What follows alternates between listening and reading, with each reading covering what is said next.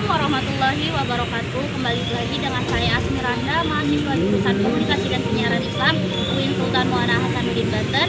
Baik, saya sekarang berada di Stadion Maulana Yusuf, tepatnya di Taman Seni dan Budaya Persatuan Wartawan Indonesia.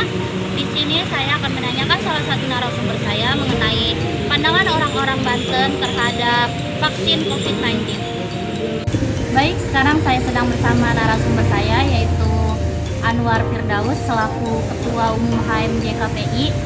Baik, saudara, saya ingin bertanya mengenai pandangan Anda terhadap vaksin COVID-19. Oke, saudari Mira, terkait pertanyaan yang memang sudah ditanyakan kepada saya terkait vaksin saat ini, tanggapan saya sih ada sisi negatif dan positif. Kalau sisi negatifnya, kenapa vaksin ini baru bisa terrealisasi pada masa-masa seperti ini yang saat ini sudah dirasakan sulitnya dari tatanan ekonomi, lalu sistem pekerjaan dan segala macam dari dampak corona sampai saat ini. Kenapa vaksin baru timbul untuk saat ini? Berarti penyelamat untuk manusia saat ini. Kenapa harus tidak dinomorsatukan dari awal? Kalau dampak positifnya ya, moga-mogahan dari vaksin ini bisa menyelamatkan semua tatanan ekonomi dan bisa berkehidupan seperti biasa kembali. Itu sih dari Mira, itu aja. Saudara Anwar, terima kasih atas tanggapannya mengenai vaksin COVID-19. Sama-sama, saudara Mira. Oke. Dan sekarang saya bersama dengan Ketua Umum HMJ Asuransi Syariah UIN Banten, yaitu Saudara Kolbi Khairul. Baik saudara, saya ingin menanyakan pandangan Anda mengenai vaksin COVID-19.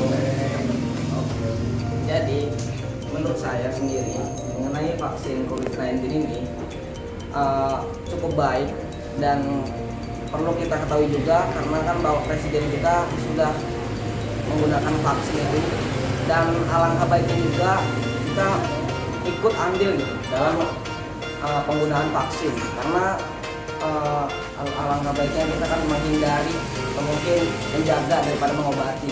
Belum kita terjangkit, lebih baik kita menjaga. Terima kasih. Itu mungkin pendapat saya. Baik, terima kasih saudara Kolbi atas pandangan Anda mengenai vaksin COVID-19. Oke, cikidot. Oke, saya di sini bersama pengelola lapangan futsal. Menurut Anda apa sih dampak COVID-19 ini bagi usaha Anda? Ya tentunya omset menurun karena dikuranginya batas permainan gitu loh. Jadi ya sangat merugikan lah kalau bagi saya gitu. Oke, kan sekarang udah terbit nih, udah dibagikan juga vaksin. Nah, untuk vaksin di Banten ini menurut Anda itu gimana sih? Ya bagus sih, biar penyakit ini juga cepat hilang gitu loh. Jadi tidak merugikan semua masyarakat gitu. Kalau Anda sebagai penerima vaksin, apakah Anda bersedia untuk divaksin? Kalau saya sih enggak ya. Mending kalau yang yang berumur gitu loh, yang rentan terkena penyakit tersebut gitu, yang seharusnya divaksin gitu. Yang kalau yang muda-muda yang masih sehat olahraga mah enggak lah kayaknya. Berarti Anda belum bersedia ya? Belum. Karena saya masih muda. Oke Pak, terima kasih untuk pendapatnya. Oke, dengan siapa? Saya Jamil. Sebagai profesi apa? Saya sebagai petugas perpus. Saya ingin minta pendapatnya bahwa menurut Anda vaksin di Banten ini bagaimana sih pendapat Anda? Kalau dari saya sendiri, karena dari pemerintah sih sudah dijelaskan bahwa vaksin itu akan diberikan kepada seluruh masyarakat Indonesia. Tapi masih belum ada kabar bahwa penyampaiannya sudah sampai mana ke daerah saya. Dan dari vaksin itu sendiri saya masih belum tahu pasti bagaimana kejelasannya tentang izin penggunaannya ataupun yang lainnya, karena setahu saya berita terakhir bahwa masih belum ada konfirmasi dari BPOM terkait izin penggunaannya. Oke, berarti masih belum ada kejelasan ya buat distribusi ke daerah ya. Oke, kalau pertanyaan selanjutnya, kalau Anda sebagai terdaftar sebagai penerima vaksin, Anda bersedia atau tidak? Bersedia atau tidaknya tergantung situasi ke depan, karena belakangan ini masih banyak pro kontra dan juga kebanyakan sih kontra tentang penerimaan vaksin. Jadi saya belum bisa memastikan, tapi kalau misalnya sudah ada izin yang menyatakan bahwa vaksinnya aman, halal dan siap untuk diedarkan ke semua, saya siap. Berarti tergantung bagaimana nanti ya? Ya. Oke, terima kasih atas pendapatnya. Oke, dengan siapa?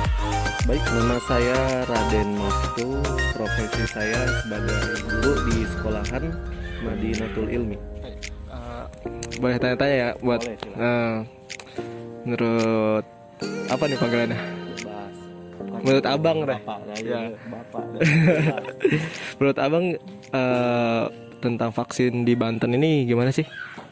Untuk kalau kita mau menanggapi terkait vaksin, itu kan bicara regulasi dari pemerintah itu sendiri memang mewajibkan untuk vaksin. Cuma memang ada beberapa hal yang harus diperhatikan terkait masyarakat yang memang tidak menginginkan vaksin ya. Artinya begini, ketika WHO memberikan arahan, tidak ada sedikit pun hukuman atau denda bagi mereka yang tidak menginginkan vaksin. Itu sudah seharusnya pemerintah sebagai stakeholder yang memang memegang kebijakan dalam urusan vaksin itu tidak perlu untuk mengancam-ancam masyarakat. Artinya, bagi masyarakat yang ingin melaksanakan, ya silakan. Bagi yang tidak, ya tidak perlu dipaksakan. Jadi tidak perlulah ada istilah ancaman denda 5 juta lah atau puluhan juta, apalah itu. Saya nggak tahu lah itu kebijakan dari pemerintah. Yang pasti vaksin itu bagus, cuma tidak perlulah ada pemaksaan. Oke, kalau misalkan abang nih jadi misalnya dari relawan buat divaksin, apakah bersedia atau tidak?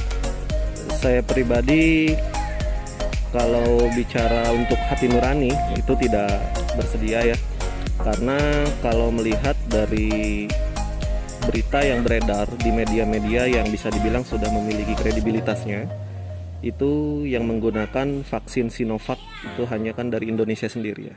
Artinya begini, betul Indonesia memang memesan 5 vaksin dari luar negeri. Akan tetapi yang nyatanya sekarang ada itu adalah vaksin dari Cina, di mana Cina itu sendiri tidak menggunakan vaksin tersebut dengan alasan kekurangan stok.